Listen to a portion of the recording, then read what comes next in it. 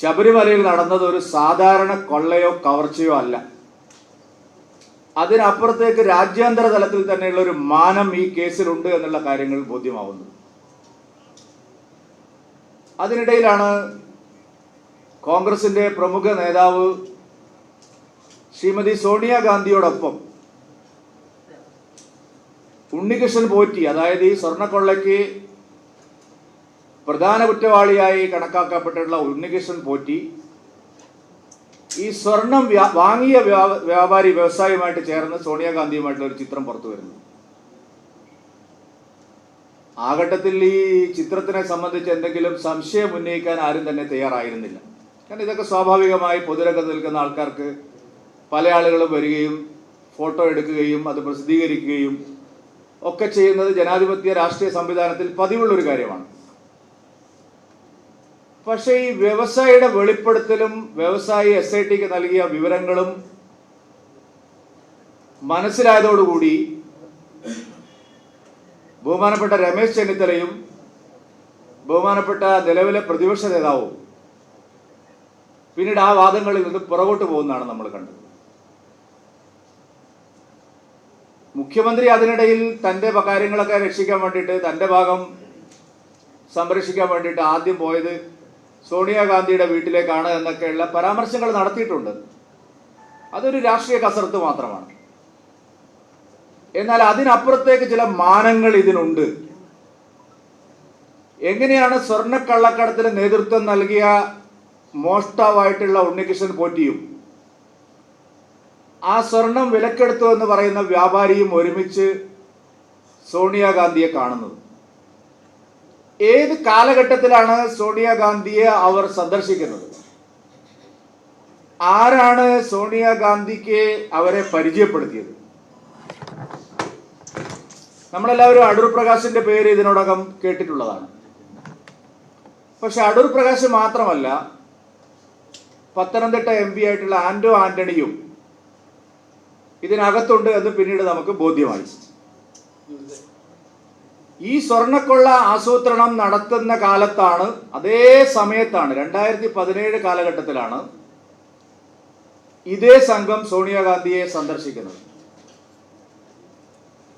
അപ്പൊ ഇവിടെ ഒരു വലിയ സ്വർണ്ണക്കൊള്ള പ്ലാൻ ചെയ്തതിന് ശേഷം അന്താരാഷ്ട്ര പുരാവസ്തു വിഗ്രഹ മാർക്കറ്റിൽ അത് വിറ്റഴിക്കണം എന്ന് തീരുമാനമെടുത്തതിന് ശേഷമാണ് അത് എവിടെ വിൽക്കണം എന്ന്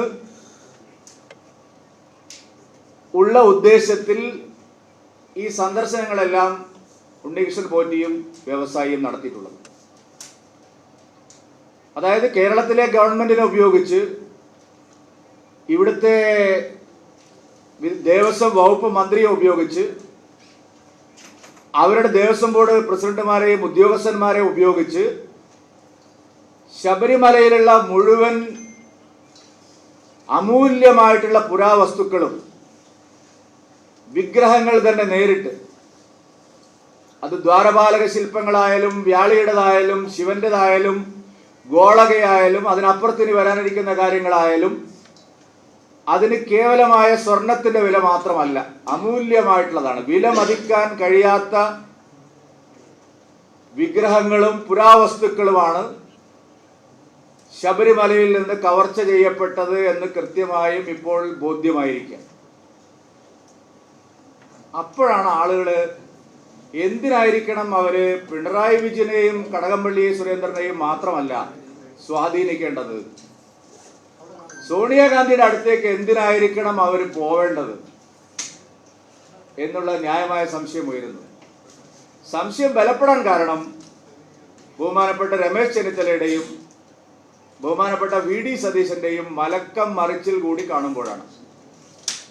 അങ്ങനെ വിശദമായ കാര്യങ്ങൾ പരിശോധിക്കുമ്പോഴാണ് സോണിയാഗാന്ധിയുടെ രക്തബന്ധത്തിലുള്ള ചില ആളുകൾക്ക് ഇറ്റലിയിൽ ഇത്തരം പുരാവസ്തുക്കളും വിഗ്രഹങ്ങളും വിപണനം ചെയ്യുന്ന സ്ഥാപനങ്ങളുണ്ട്. ഇത് നേരത്തെ തന്നെ അവർക്കെതിരെ നടക്കുന്ന ചില കേസുകളിൽ CBIക്ക് ബോധ്യമായിട്ടുള്ള കാര്യമാണ്. CBI ബഹുമാനപ്പെട്ട ദില്ലി ഹൈക്കോടതിയിൽ ഇത് സംബന്ധിച്ച ചില വസ്തുതകൾ സത്യവാങ്മൂലമായി നൽകിയിട്ടുണ്ടായിരുന്നു. തമിഴ്നാട് കേന്ദ്രീകരിച്ചുകൊണ്ടുള്ള പല ക്ഷേത്രങ്ങളിൽ നിന്നും അതുപോലെ പുരാവസ്തു കൈവശമുള്ള പല വ്യക്തികളിൽ നിന്നും അനേകം വിഗ്രഹങ്ങളും പുരാവസ്തുക്കളും അവിടെ വിപണനം ചെയ്യപ്പെട്ടിട്ടുണ്ട് എന്നുള്ള വിവരങ്ങളും പുറത്തു വരുന്നുണ്ട്. ഇറ്റലിയിൽ സോണിയാഗാന്ധിയുടെ രക്തബന്ധത്തിലുള്ള ചില ആളുകൾക്ക് ഇത്തരത്തിലുള്ള പുരാവസ്തുക്കളും വിഗ്രഹങ്ങളും വിപണനം ചെയ്യുന്ന വലിയൊരു മാർക്കറ്റുണ്ട്. അവർക്ക് അത്തരത്തിലുള്ള സ്ഥാപനങ്ങളുണ്ട്. അപ്പൊ അങ്ങനെ എന്തെങ്കിലും സ്വാധീനം ചെലുത്താൻ വേണ്ടിയാണോ ആന്റണിയും അടൂർ പ്രകാശിന്റെയും ഒക്കെ മാധ്യസ്ഥതയിൽ ഈ വിഗ്രഹമോഷ്ടാവായിട്ടുള്ള ഉണ്ണികൃഷ്ണൻ പോറ്റിയും ഈ സ്വർണം വിലക്കെടുത്തിട്ടുള്ള വ്യവസായിയും ആ കാലത്ത് അതേ കാലത്ത് സോണിയാഗാന്ധിയെ കണ്ടത് എന്നുള്ള സംശയവും ബലപ്പെടുകയാണ്. അതുകൊണ്ട് ഈ കേസിന്റെ അന്വേഷണം ശരിയായ നിലയിൽ വ്യക്തമായ വിവരങ്ങളോടെ പുറത്തു വരണമെങ്കിൽ ആ വിവരങ്ങളിലേക്ക് കൂടി SIT കടക്കണം. ഇതിന് രാജ്യാന്തര മാനങ്ങളുള്ള ബന്ധങ്ങളുണ്ട് എന്ന് കോടതിക്ക് തന്നെ ബോധ്യമായിട്ടുള്ള കാര്യമാണ്.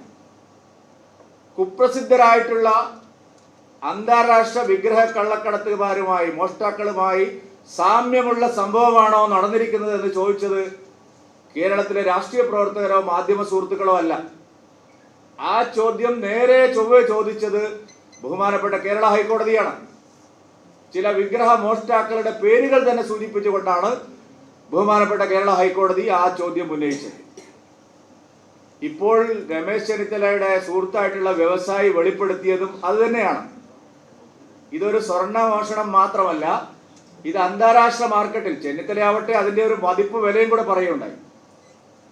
ഞാൻ പറഞ്ഞതല്ല, ബഹുമാനപ്പെട്ട ചെന്നിത്തലയാവട്ടെ അതിന്റെ ഏതാണ്ട് ഒരു മതിപ്പ് വിലയോടുകൂടി പറഞ്ഞുകൊണ്ടാണ് ഈ വിവരങ്ങൾ വെളിപ്പെടുത്തിയത്.